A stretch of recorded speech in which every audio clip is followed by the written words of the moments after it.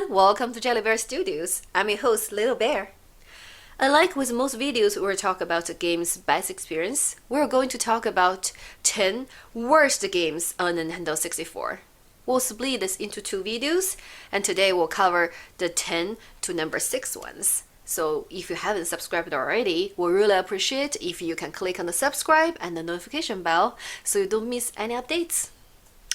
And talking about picking the 10 worst games, out of the 296 games available in North America was no easy task. Games like Sub-Zero, Hercules, and South Park Rally are all pretty bad, but they actually failed to qualify the Fail Olympics. So let me take you into what are the lucky ones that actually won the title. Alright, starting off number 10 on this list is Clayfighter 63 and a third, and Clayfighter Sculptor's Cut. Published by Interplay, who would later be bought by Titus Interactive. Keep those 2 names in mind as you will hear those names quite a bit through this list, which is not a great thing. Now, Sculptor's Cut was an exclusive rental game at the Blockbuster, which means that it is rare. But just because it often sells for over $1,000 doesn't mean it's any good. Let's start off with the visuals. The character models are 2D sprites of clay to create claymation, but it's super dark and blurry. Plus, there are so few frames that the motion is really choppy and it's hard to predict what your opponent is even doing. It's the type of game that a 10 years old would love because things like fart jokes, but as an adult, it gets old really fast. Clock you! A bunch of characters are offensive stereotypes too, like the Chinese chef or the shaman. The single player is baffling too. You just fight a bunch of enemies with no hint of the story, or even how far along you are, and then all of a sudden you get an epilogue about what the character did after winning. The Sculptor's Cut is a tad better. It has real intro, and it adds a bunch of characters that were missing from the first version. Well, unfortunately, that's pretty much the only good thing about it. Game over. Coming at number 9 is the Powerpuff Girls Chemical Extraction. I know it's a long name. This is a super generic 3D beat 'em up games. Part of the problem with this is very basic. There is only one song that constantly loops. The characters only make grunting noises, and the 10 stages are nearly identical, I know. It's also hard to control the characters. Take a look at here, I'm hitting attack, but I'm just getting randomly pummeled. You can pick up items and throw them at enemies, but it's pretty much pointless as computers can pick them much faster than you. The only helpful thing about this is it will kick the chemical X from your enemies, so you can fill up your super attack faster. So how do you win? Well, the only strategy I've found that seems to have any effect is to just spam the jump kick. And if I do that, I can beat most rounds in under 10 seconds. It's not like it's an early N64 game either. It came out actually a month before the GameCube launched. Thankfully, this game is short. I was able to easily beat it in under an hour. If you want to look for a good beat 'em up game on the 64, take a look at the Tom and Jerry's Feast of Fury. It's better in every way. Up next, taking the 8th worst game is Aerogauge. Aerogauge is a futuristic racer on the 64, where you pilot a vehicle driving hundreds of miles an hour. If this sounds familiar, that's because F-Zero X, Episode 1 Racer, Extreme G, and Extreme G2 also fit into this category, but they all manage to be a lot more fun. One thing this game does and the others don't is allowing you to ascend and descend, but honestly, who cares? Like some more serious racing games, you're forced to qualify before each race.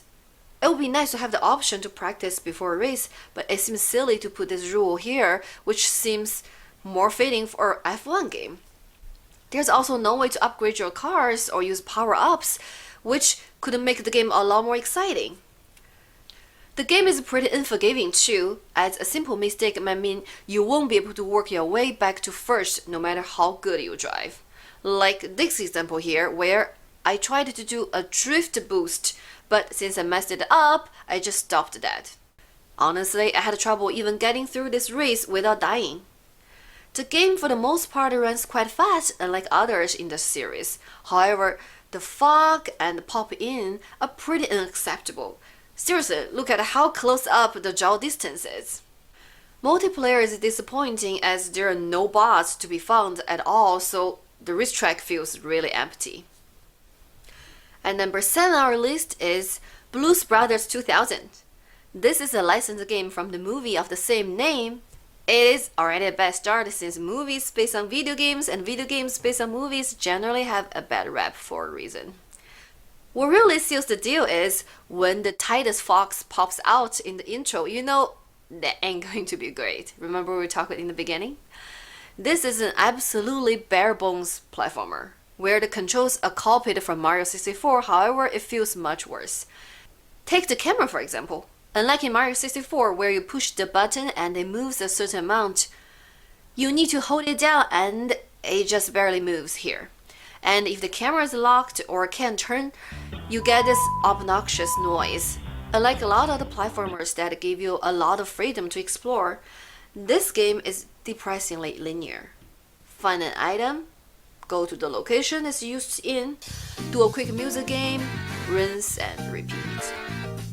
The multiplayer is ridiculously bad, as it's only the same rhythm minigame for 2 people at a time. The visuals in this game are at best inconsistent, some areas are quite well designed, and others, the most generous word to use here would be blurry. An average playthrough takes about 2 hours over the course of 4 levels. And that is of course if you really hate yourself. Another bad game by the Titus Interactive. Number 6 is Earthworm Jim 3D.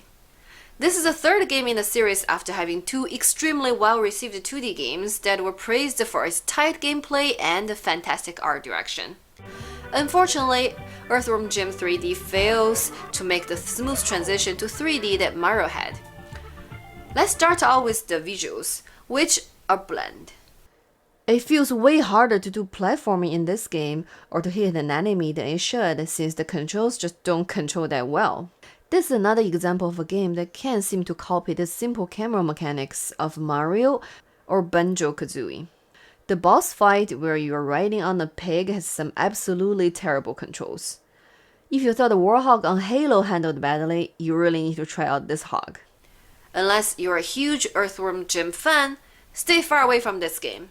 Not surprisingly, Interplay, who was owned by Titus, was the publisher of the game. Alright, we have finished number 10 to number 6 on our list. You must be asking yourself, are you sure you can come up with another 5 games that are even worse than these? Well, the answer is affirmative. In the next video, we'll go over the final 5 in our countdown of shame.